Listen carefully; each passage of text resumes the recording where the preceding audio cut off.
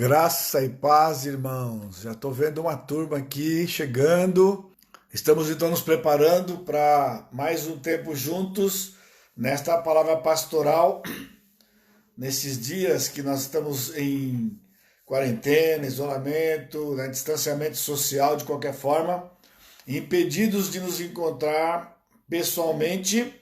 Nós louvamos a Deus que nos deu nos deu a tecnologia, né, que nos permite podermos poder estar juntos aqui, né? Ok, meus irmãos, muito bem. Nós vamos meditar nesta noite naquilo que eu estou chamando de a teologia da generosidade. Presta atenção, a teologia da generosidade. E eu convido vocês a curvar suas cabeças, nós vamos orar buscando a face do nosso Deus e sua direção. Amado Deus, te agradecemos porque mais um dia, ao final deste dia, o Senhor nos dá esta oportunidade novamente de podermos estar juntos e meditar na tua palavra, ouvir os teus ensinos, aprender do teu espírito e podemos nos alegrar uns com os outros em torno da comunhão da tua palavra. Pai, ministra então os nossos corações nessa noite, que a tua palavra encontre um lugar fértil no nosso coração e a semente que vai ser lançada, ela venha a germinar e produzir fruto para a tua honra e para a tua glória. Eu te bendigo no santo nome de Jesus, meu Senhor e Salvador. Amém. Amém, Senhor. Muito bem. Nos meados da década de 80 do século passado, surgiu uma nova teologia aqui no Brasil, vindo dos Estados Unidos, conhecida por teologia da prosperidade. Essa teologia começou lá em 1980 e alguma coisa, e ela foi pegou força mais ou menos já perto de 2000, né? E ela se estende até hoje, né? Via de regra, hoje, grupos neopentecostais, normalmente, não todos eles, mas normalmente eles têm uma influência ou têm como base, uma das suas bases teológicas, a teologia da prosperidade. Historicamente, ela surge quase que concomitantemente junto com a teologia da libertação. A teologia da libertação começou no movimento católico e no movimento evangélico em alguns segmentos presbiterianos, e mais ou menos lá na década de 70, 78, 79 teve um concílio muito forte, e ali então os países do terceiro mundo receberam essa teologia que era chamada a teologia da libertação.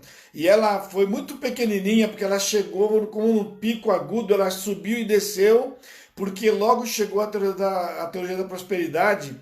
E a teologia da prosperidade, ela tem uma certa ligação, e como eu disse, já por quase 40 anos, né, ela se estende até os dias de hoje. A teologia da prosperidade tem como proposta forte que o crente deve ser alguém próspero. Portanto, um crente que não é próspero, algo está errado com a vida espiritual dele. Toma como exemplo, né, passagens como os patriarcas, Abraão, Isaac, Jacó, e eles eram homens ricos, quando nós lemos no livro de Gênesis, eles eram homens ricos, e eles então pegam as promessas de prosperidade que foram dadas para Israel no Velho Testamento e as aplica à igreja. Nós temos, de maneira muito cautelosa e perigosa, né, muitos cânticos que são desta época aqui, que tem uma ênfase na prosperidade.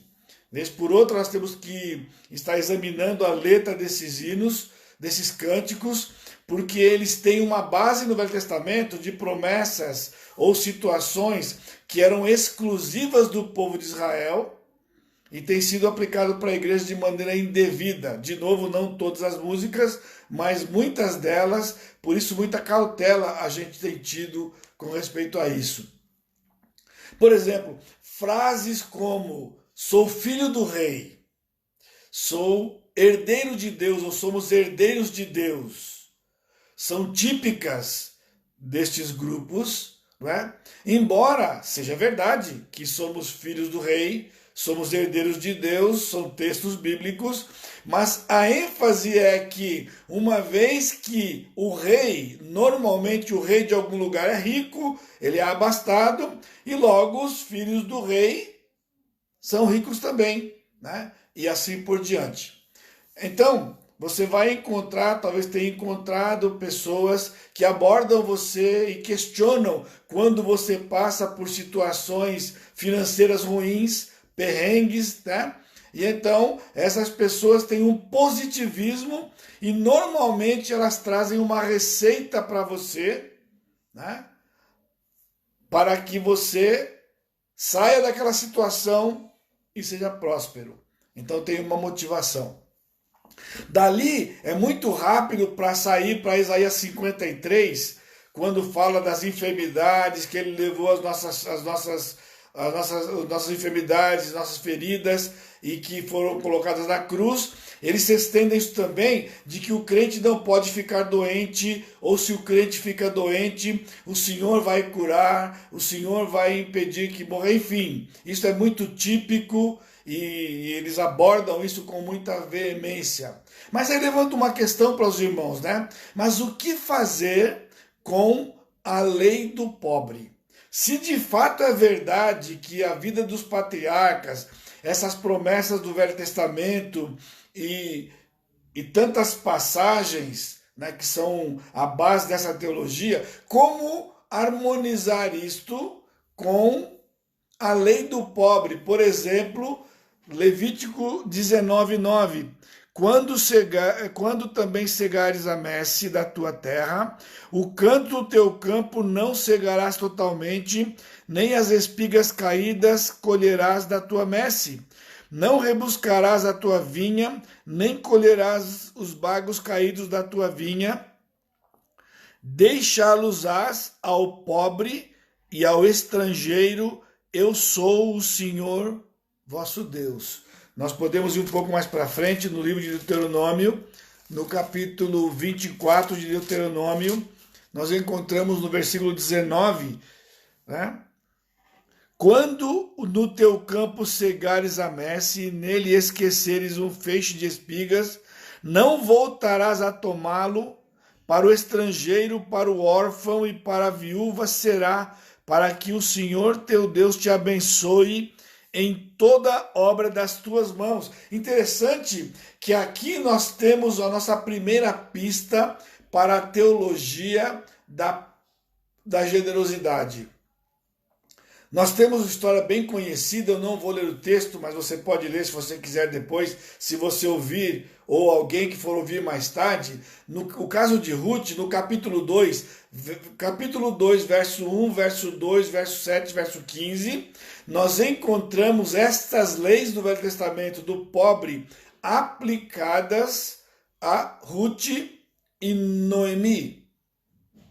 Mas também é interessante que está escrito na mesma lei que sempre haveria pobres no meio de Israel. Deuteronômio 15, verso 11. Deuteronômio 15, verso 11 diz: pois nunca deixará de haver pobres na terra.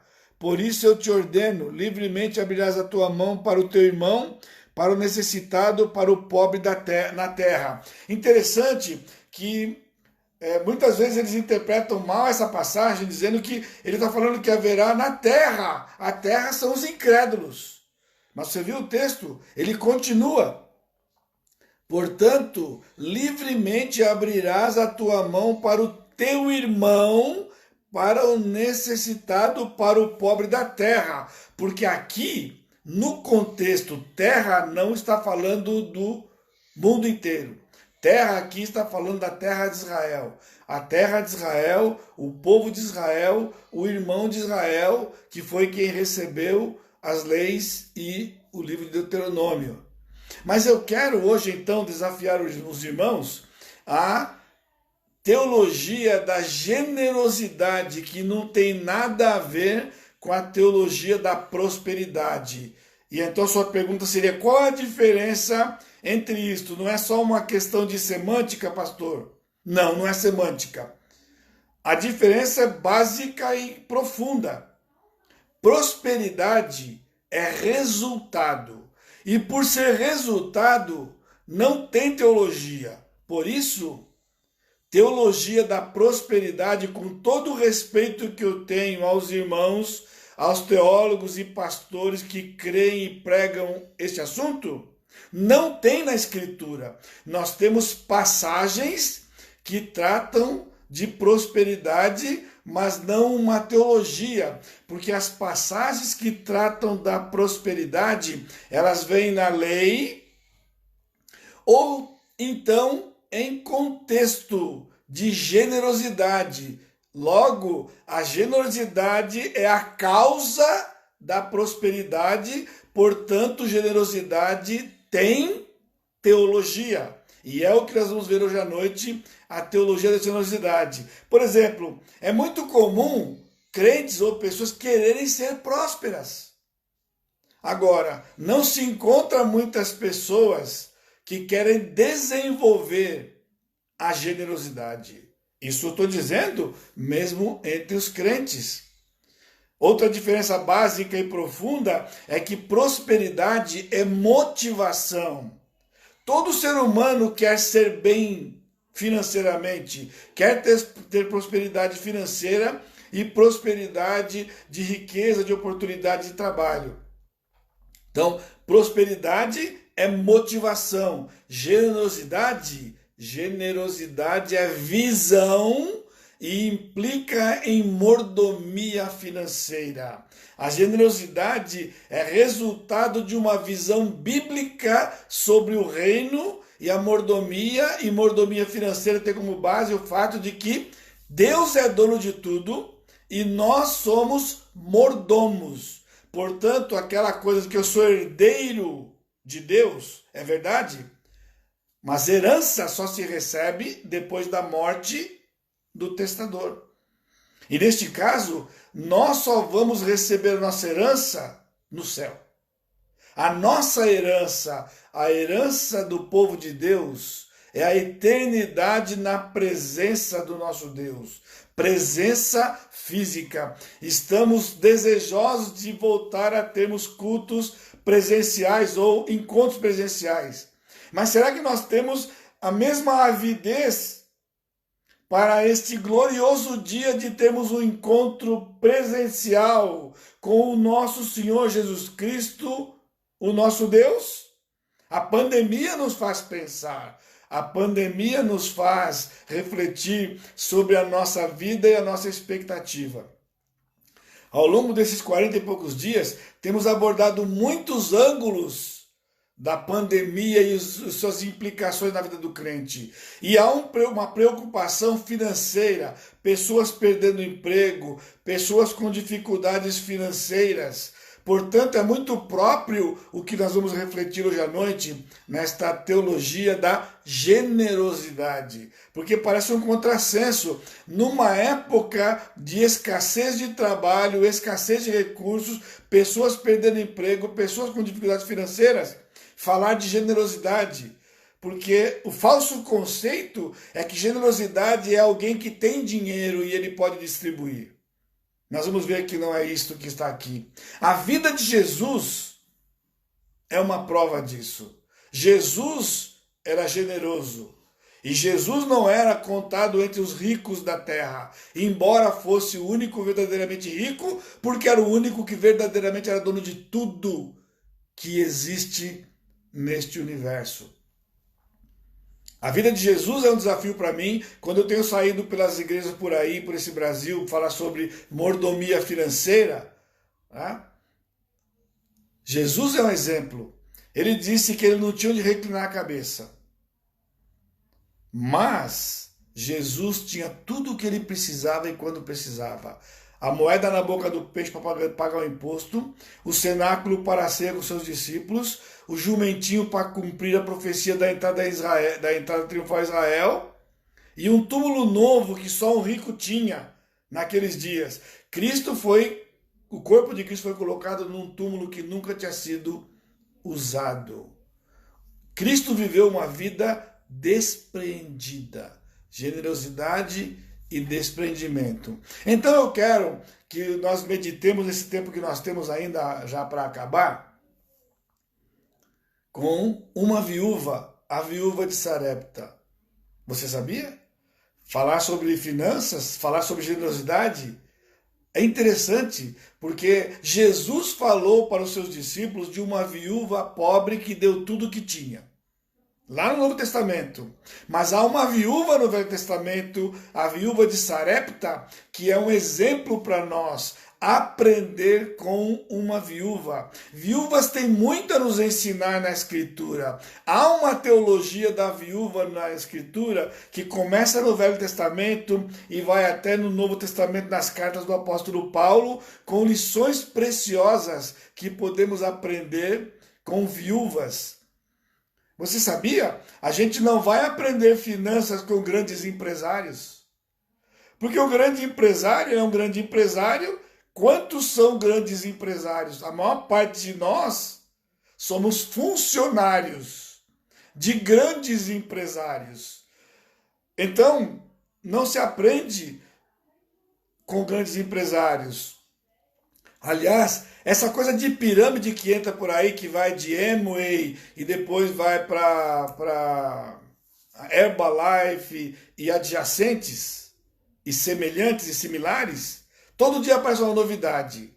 Eles mostram isso, mostram como ela é com barco, com iate, com avião, e diz que você pode ter um também. Ele quer ensinar a prosperidade tomando como base um na pirâmide, sabe que é o topo da pirâmide. Ele talvez mais um ou dois tem avião.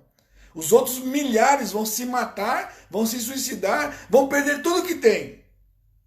E pior, é só uma questão de tempo, surge outra e o povo entra. Pior, crentes entram nisso. Abandonam os princípios da Escritura, da generosidade. Bom, já estou pregando, não vou pregar, vamos voltar aqui rapidinho aqui. O tempo não vai deixar. A viúva de Sarepta. Nós temos aqui 1 Reis capítulo 17. 1 Reis capítulo 17, quando houve uma seca em Israel, o Senhor trouxe uma seca de 3 anos e meio. 3 anos e meio. E Elias trouxe esta profecia para o povo de Israel nos dias de Acabe, e ele teve que fugir. E ele teve que ir para um lugar onde tinha um ribeiro, os corvos traziam comida para ele, mas quando o ribeiro secou, o Senhor disse para ele o seguinte, 1 Reis capítulo 17, versículo 9. Então, versículo 8. Então lhe veio a palavra do Senhor dizendo, dispõe-te e vai a Sarepta que pertence a Sidom, era lá no norte, os fenícios, e demora-te ali, que ordenei a uma mulher viúva que te sustente. Irmãos, com todo respeito ao texto, eu digo para vocês que se fosse no meu caso, eu ia perguntar, Senhor, mas uma viúva? Não tem ninguém melhorzinho para me guardar lá, não? Uma casinha, uma caminha confortável, comidinha boa. Viúva! E ainda ele disse, demora-te lá. Então não era uma coisa de uma semana, 15 dias. Era uma coisa de muito tempo, meses, anos. E ele disse, eu separei uma viúva, mas o que ele disse? Uma viúva que te sustente. Na outra versão, que te dê comida. Garantido um teto e comida de uma viúva. E ele sai, irmãos, de Israel e vai até a Fenícia a pé. E quando ele chega lá, ele foi, o texto diz, versículo 10, então se levantou e se foi a Sarepta, chegando à porta da cidade estava ali uma mulher viúva, Apanhando lenha, ele a chamou e lhe disse: Traze-me, peço-te uma vasilha de água para eu beber. Estava com sede porque tinha caminhado muito. Indo ela a buscá-la, ele a chamou e lhe disse: Traze-me também um bocado de pão na tua mão. Pediu um pão, um bolo. Porém ela lhe respondeu: Tão certo como vive o Senhor teu Deus, nada tenho cozido, há somente um punhado de farinha numa panela e um pouco de azeite numa botija, e vês aqui, apanhei 2 cavacos e vou prepará-lo para mim e para o meu filho, comê-lo-emos e morreremos. O nosso irmão Lee, na igreja, ele diz que Deus, ele é piada, no sentido que Deus é engraçado, ele nos coloca em cada situação, não é? E a gente fica fascinado com a maneira criativa que o Senhor trabalha. Aqui é um exemplo desse, Lee, tá ligado? Esse aqui, manda para uma viúva, o camarada anda dias até chegar lá, quando bate lá, a viúva fala assim, ó, endereço errado, eu não tenho comida, nem para mim, quanto mais para você. Mas Elias continuou, versículo 13. Então Elias lhe disse: Não temas, vai e faz o que disseste. O que ela disse? Eu vou preparar, eu tenho um punhado de farinha, um punhado de azeite, eu vou fazer 2 bolos, 2 pães, um para mim e um para o meu filho. Guarde, aqui a lição, um para mim e um para o meu filho, e depois vamos morrer. Esperar a morte chegar. Ele disse: faz como você disse, pega a farinha, pega o azeite, faz o bolo, só que detalhe, traz primeiro um pão pequeno para mim. Ele disse: para mim um bolo pequeno e traze-mo aqui fora. Depois farás para ti mesma e para o teu filho. Sabe o que significa? Elias era despesa. Essa mulher que só tinha a última refeição. Chega um camarada e fala que é um servo de Deus, de uma outra terra estrangeira, e pede para ela um pão. Um pão. Agora eu vou pedir ajuda para os nossos alunos do ITA, os engenheiros da igreja. Pegue sua calculadora científica e vamos fazer uma conta básica comigo. Um pão francês é cerca de 50 gramas de farinha, acredita aproximadamente. Então, se ela tinha um punhado que daria para 2, se fôssemos pensar no pão francês, ela tinha 100 gramas de farinha. Então, 50 gramas um bolo para ela, 50 gramas um bolo para os filhos dela. Estão ligados comigo aqui, os iteanos, as irmãs aí. Vamos falar sobre culinária hoje, vamos falar um pouquinho aqui. Vamos lá, todo mundo junto aqui. Vamos fazer uma massinha de pão aqui? Muito bem. Só que quando ele disse um pão pequeno para ele, vamos imaginar que ela fez um pão com 20 gramas. Então, para tirar 20 gramas, se ela só tinha um tanto de farinha, logo sobrou 30 para ela, 30 para o seu, perdão, sobrou 40 para ela, 40 para o filho dela, então um pão menor, porque ela ia pegar 20 e fazer um pão pequeno para ele. E ele ia receber um pão pequeno. E o profeta disse que não ia faltar pão para ela, não ia faltar nada para ela até chover. O tempo aqui não dá a cronologia para a gente, mas eu tenho calculado mais ou menos que já tinha passado 1 ano e meio aqui de seca, quando secou o ribeiro e ele foi para lá, e faltava ainda 2 anos. 2 anos, então vamos fazer uma conta. Estão comigo? Calculadora científica. Ela deu 20 gramas. Tirou 10 dela, 10 do outro, do seu filho. Deu 20 para ele, 40 para cada um dos dois e comeu. Como ele disse, faz o que você disse, mas traz primeiro um pão para mim. Então ela teve que tirar o pão para eles. 20 gramas. Agora veja. Se de fato aconteceu como a profecia diz e a palavra se cumpriu, deste dia seguinte até chover, ela tinha farinha para fazer 3 pães. Um para ela, um para o filho e um para o profeta. Ela tinha 100, 50 para cada um. Deu 20, ficou 40 para cada um. Agora ela tem 150 por dia para comer uma refeição. 2 anos na economia do Velho Testamento, 720 dias. 2 vezes 360. Então, na calculadorinha lá, 720 vezes 150 gramas, 108 quilos. 108 quilos significa que o Senhor, se a conta estiver certa, multiplicou o que ela deu, que foi 20, 5.400 vezes, para que ela tivesse 108 quilos de farinha para comer 2 anos, ela, o filho dela e o profeta. Muito bem, ela não morreu, o filho não morreu, o profeta não morreu. Agora, pastor, mas é a prosperidade que eles falam aí? Não, o texto aqui está dizendo. A viúva era viúva, então não era empresária, não era rica. O que ela tinha? 20 gramas de farinha e deu. Agora, se ela falasse, eu sinto muito, seu profeta, eu não conheço o senhor, não vou dar, eu prefiro comer meu pãozinho de 40, 50 gramas e morrer, do que comer só 40 para dar 20 para o senhor que eu não conheço. Mas ela creu na palavra do Senhor.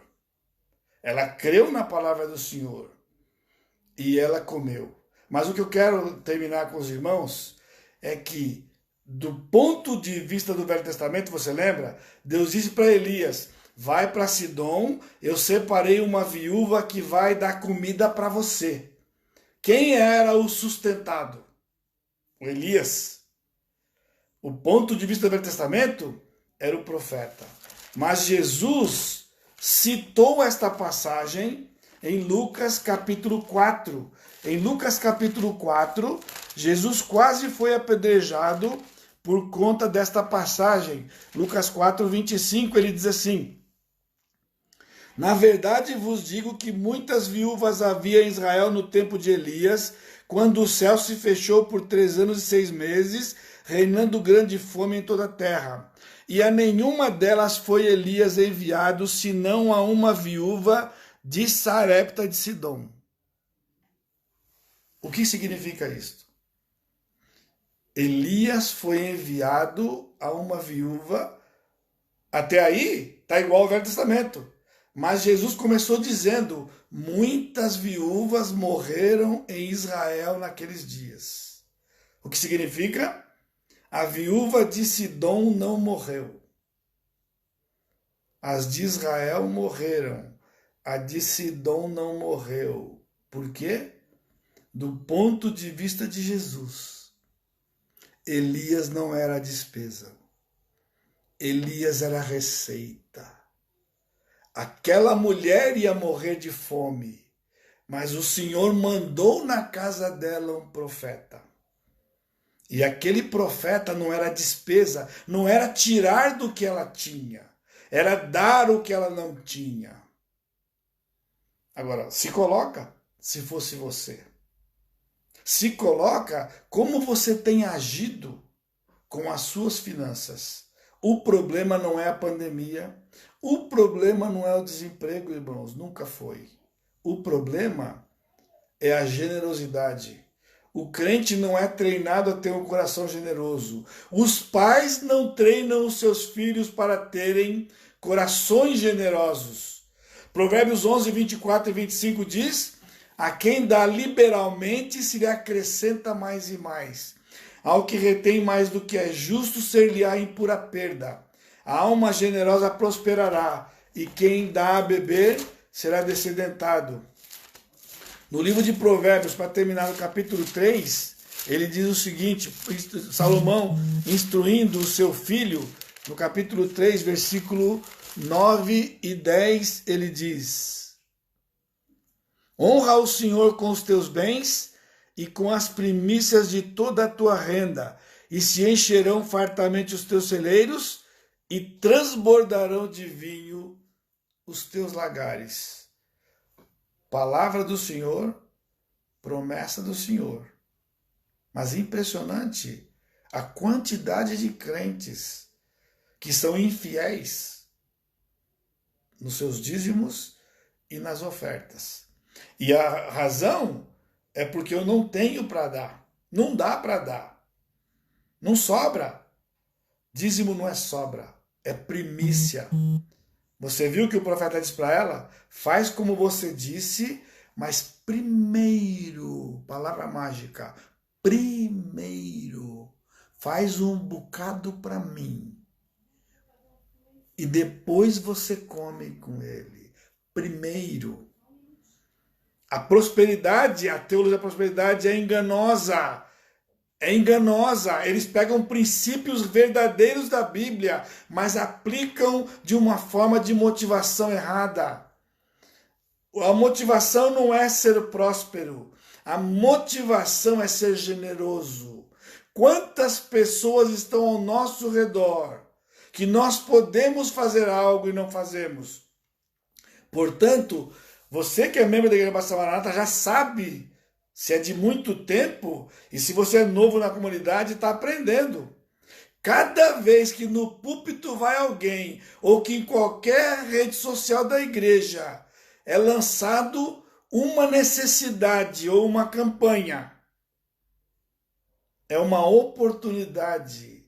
Necessidade e campanha não é despesa, não é tirar do que eu tenho, do que eu guardei, do que eu poupei ou do que eu me esmerei para administrar.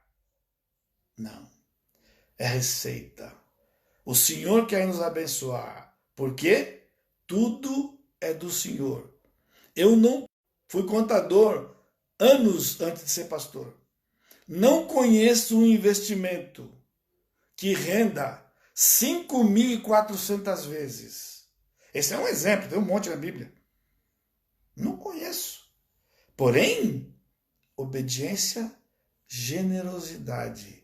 Não vamos dar desculpas da pandemia, meus irmãos. Vamos sondar os nossos corações, as nossas finanças, a finança do crente, sobretudo da Igreja Batista Maranata, é resultado da generosidade que tem ou que não tem.